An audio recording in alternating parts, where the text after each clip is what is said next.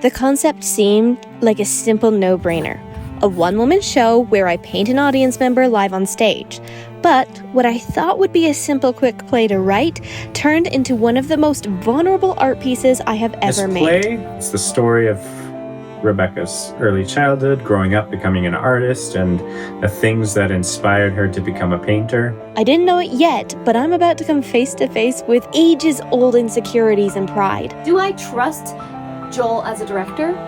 Hell no! He's never directed before in his life. Will I be able to surrender my pride and accept the help from the team of artists who have graciously given their time and creativity to put this play on stage? Most people take years to write a script. I have the audacity to say it's only going to take me 5 months. That is radical. Kalena said yes. We have a stage manager. No response? Writing is a very isolating art form. You're writing by yourself in a little cocoon. As an artist, you try your hardest to get to these expressions of deep emotion where you really go to the dark places of your soul. However, this is theater, and theater is the art of collaboration. So, assembling the team. This is a very fun, exciting part of a theater show. We want to get people on board, right? Like, we're gonna reach out to Tiff, we're reaching out to Kalena, and hopefully Anna. You have to bring all together a cohesive team that's going to work well together. I just got a response from Anna.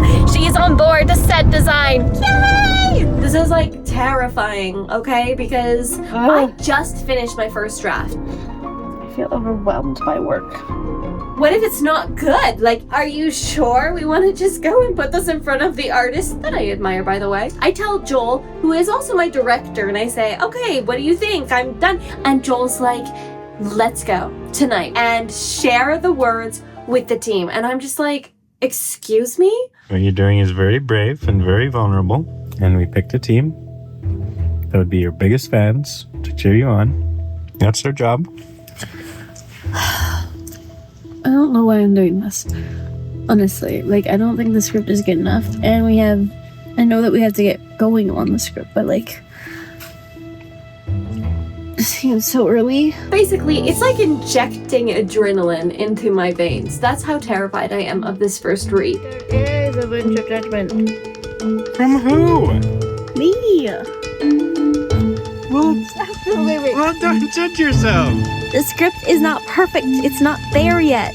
Well, I heard that Shakespeare only ever wrote one draft of all his scripts. We're off to our dear friends Tiff and Anna, who are working on this project with us, along with Kalena, another friend. I am excited about the fact that I get to do this with people I love and cherish deeply. A play is meant to be heard out loud. Has begun, has it? I think the thing that I was most encouraged by is like, everyone was so positive. You picked a good team. A good team of people. So I'm writing a play that I am also acting in, and that I am producing right alongside my wonderful husband, Joel. I am the director and the producer of the show. We're putting it up on stage for the Calgary Fringe. I'm off to a cafe to do some more writing because your girl knows I have to get this play written. I never feel like writing, but if I just go to a cafe, I might just be forced to work because I got nothing else to do while I drink my drink. Oh, the second draft is so much easier to write. So the second draft is not finished yet. It is halfway done. And instead of working on the second draft, like I was supposed to, we are camping out in the mountains because this is the most beautiful, glorious view I've ever seen. I guess doing great. But when it comes to writing, sometimes she is not exactly bang on her deadlines. Think about this spot, Joel. I have been so productive on the script that I'm kind of like taking today off as a little break. Quite frankly, it might be a whole week of off, and then I'm behind again. So this kind of creates a domino effect where all of the other artists in the whole collaboration process are waiting on this script. That's gonna be so cool. The problem is when the next draft of the script doesn't get done on time, it means all those other things get pushed back and pushed back and pushed back. Joel's the type of guy that's like, gotta be at the most productive. It's a little bit why I'm a bit nervous of working with him on this project and collaborating. It's because he does things like that. Goes and jumps in cold water, and I hate feeling pressured and rushed, and I absolutely despise hustle culture. Joel and I in the past haven't had the greatest experience being collaborators before. We're good at this whole being married thing, but then it came to art, and we both have completely different languages. We have completely different ways of approaching things artistically. So this is a big risk, being like, Joel, you're going to be the lead on this project that I wrote that is a heart piece about my family. Do I trust Joel as a director? Hell no! He's never directed before in his life, but I think he has the chops to do it. And I also think he's gonna really love it. Today, I am going to see how far I can get with the second draft. I'm already like halfway through, but I'm changing it so drastically that I'm actually not 100% sure I'm halfway through. Do you know what I mean? Rebbekah's been giving me little hints about what she's writing and how she's changing things. It's pretty massively different. It's like a whole new script. Her mother's story is more of a vehicle for Rebbekah to be like, oh, well, if mother's doing that with her calling, then I guess I can do that with my calling. I'm feeling very nervous when Rebbekah mentions for draft 2 that she completely changed the whole story about the invisible friend. And so she's giving me these words like, oh, now it's whimsical and it's childish. And in my head, I'm thinking, did she change this whole thing to like theater for young audiences play? We are currently heading to Rosebud, but we're going to meet up with Randall tomorrow morning and do some painting lessons. I think I'm a fast painter. I get a painting done in quite literally like one day. He is a genius at doing 15-minute live paintings. I am not. So Joel and I get to Randall's house, and he just basically jumps right into it. You have your own painting, but I understand your style is very slow. Fringe shows are very strict about timing. You literally have to be right on the dot of 1 hour. Your show is done, and then you literally have 10 minutes after that hour to clean up and get out of the whole theater space. I consider myself to be quite fast, but it's obviously not fast enough. The script is an hour long. We have 60 minutes. In my head, I'm sitting down and I'm painting the whole time. But I don't know what my director's thinking. So he sits Joel down and he just starts painting. And within, I kid you not, 10 minutes, I could tell it was Joel that he was painting. He's telling me he's a bit rusty. He takes like 30 minutes painting this painting of Joel, which makes it, like, honestly, it looks like a masterpiece. I don't expect to get this level of detail in the paintings that I do on stage, but if I could. And I'm going, okay, well, that looked really easy. The painting part to me so far is like the part that's stressing me the least. Oh, really? Well, yeah, because it's the one that I have the most practice at. Well, Rebbekah, do you have a rude awakening waiting for you? Oh, you guys, with all... I have a handful of questions, but mostly I want to hear... Well, I made a bunch of notes on my computer. We're going to attempt to do my first 10-minute painting. I'll turn on an alarm and we'll get to it. I was not even talking at all. And 10 minutes went by like that. And then before I knew it, boom. The most hideous thing in 10 minutes. With all that's been going on right now with like meetings and stuff like that, it's like I can taste it happening. And I want you to meet the wonderful, beautiful Tiffany Thomas. Hi, good morning. She is the dramaturge on this process. Major problems here right now. It's really high. But I can't see it happening yet, like this whole play. I cannot see this play. Are we reading the whole script right now, or are we just kind of coming to fruition? Even though I know it is, it's going to be, it's going to happen. Something I really like about this piece is the limitations of it too, because it gives us very, very direct answers to what has to be in place. Everybody is working hard for it to happen. I actually started off with a pencil crayon. This is the life of a producer, and this is why Joel's job is like way harder than my job. Because frankly, writing grants suck. It's such an odd feeling, having been isolated and cocooned in my own little emotions, writing a script, to all of a sudden opening up and letting others observe and read my words. A huge part of producing is planning a schedule ahead. Rehearsals are booked, so we have the countdown to the finishing of the script. Okay. So Joel keeps on telling me that we're going to have a workshop. I think it will be very beneficial for Rebbekah to speak the words in front of a live audience. I come from a very traditional theater background. In theater, when you're working on a new script, you have like time with the like playwright and the actors and the director, and you all just kind of break apart the script. And then the next step after that would be go and present it in front of an audience. I haven't done any of that. I just wrote the thing. Joel's told me that he wants to do these workshops, right? But then he keeps on saying, Rebbekah, like, what do you want from these workshops? What do you want from these workshops? And I'm going like, dude, I don't know. I'm the actor. You're the director.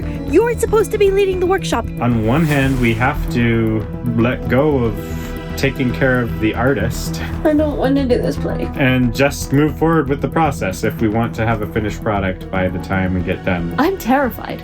Like, these are very personal words. It's time to just jump into the icy cold water and swim. I'm just prepping for the workshop that starts in 2 days and just realizing that I really kind of have no idea what I'm doing. It was very important to me, this being my first time directing, that I found someone to mentor me through the process, to be a sounding board when I hit a roadblock or got discouraged. I guess my gut would always be whatever you need to do, whatever she Yeah, needs to do. and I think this whole process is going to be feel it out as we go. Yeah.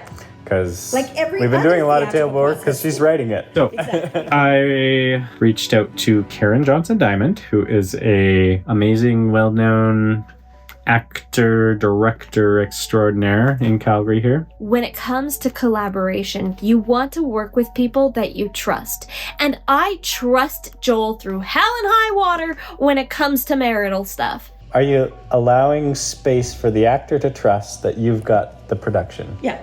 And it's so that they simple. can just act? Exactly. She just gave me a whole bunch of really great ideas for rehearsals, a bunch of great ideas for creating a healthy rehearsal environment, and I just feel really encouraged. The director is the person who puts a team together, who puts the vision together, and who puts the cohesiveness of the script and story together. I'm so tired. It was such a late night for a first day. Early morning for a workshop. So I need to get this girl some coffee. Today is day 1 of rehearsals, I guess. It's scary because I have people here today, and then tomorrow we're gonna have a read with some artists that I really admire and I really love. And We decide as a team, let's sit down and let's just go through the script all together. And we'll just start finding all the little bugs and the little pieces in the script that needs honing. Big part I'm really wrestling with is to me, the beginning and end of the play is so much of the story. And so everything I am yearning for as a director hinges on how it starts and ends. Did not do any of the prep work I wanted to do for the workshop today. I got people coming tonight to watch the show. So I hope it's ready. Yes, I do feel the pressure and the nerves to perform it, which is terrifying. We are done our run of table work, and it's time to start staging. And rewrite the whole play. Right now I'm trying to do a balancing act. And the balancing act is how much do I keep pushing Becca to dig deeper and deeper and deeper into the very best she can do. So Joel comes up to me out of the blue and then is like, Rebbekah, can you also paint somebody live on stage tonight? We are about to start our read. Something that's really important to me about this night is that I witness the audience on some level responding to watching painting. I start panicking a little, and then Jamie T walks down the stairs, and they are like the coolest artists that I know. The artists come into the room, they sit down. I'm looking at them, I'm like, I admire all these people. This is a moment I could fall flat on my face. You ready?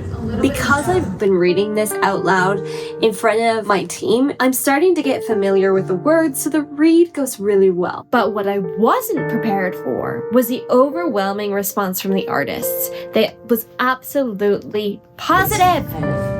wild also to build empathy into your audience for somebody that has been, has made choices that are alienating for a lot of the people around them. It was good to have.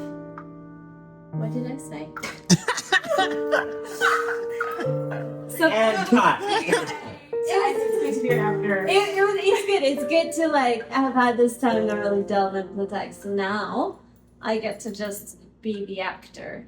I'm excited. I'm like, okay, this show is ready. Let's put it on its feet.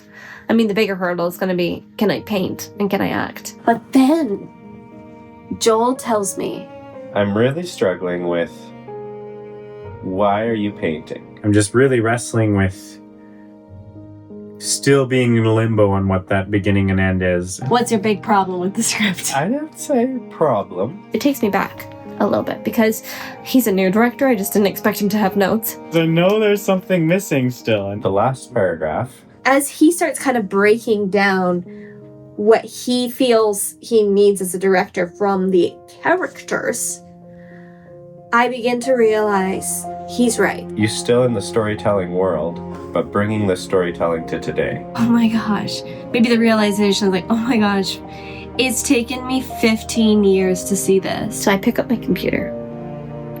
I sit down and I do the scariest thing I can think of. I tell the truth. I think I finally got the ending in the beginning to sing. So that way it all makes sense. Okay, you can read it, the beginning and the last scenes. And then tell me what you think. You're crying. That's a good sign if you're crying. This girl can write.